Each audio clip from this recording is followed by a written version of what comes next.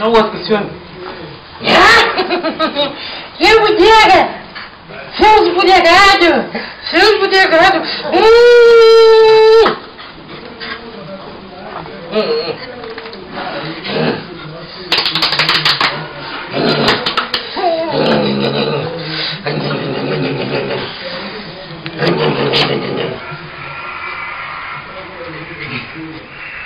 Esse é o meu capacete, rapaz.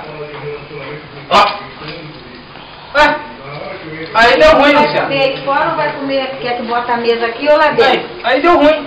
Hã? Aí deu ruim, ó. Luciano soltou o outro. O outro tá vindo pra frente de mim, ó. Olha só. Vem cá, rapaz. Não, filhinho. Você bateu nele? Não. Você bateu nelezinho não, filhinho. Eu ia fazer carinho nele e ele saiu. Ele é ciumento. Chama ele. Vem cá, Washington. Vem cá, menina. Vem cá. Chama ele de menino que ele vai. Vem cá.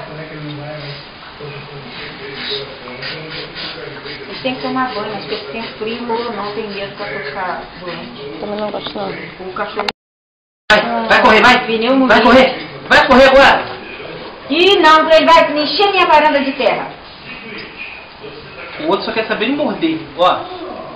Ele não quer saber Tava de roendo a casa dele todinha, Só eu quer quero saber. ver. Deixa ele no frio. Hã? Deixa no frio. Ele vai chorar de noite. Os meio esse dia. Vem cá, menina. Você bodega, seus bodegados, seus bodegados, seus bodegados.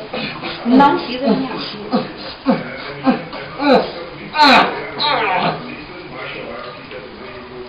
Mãe, dá vontade de fazer uma maldade com ele, mãe. Dá vontade de morder o focinho dele. Pode não, você é muito pequenininho ainda.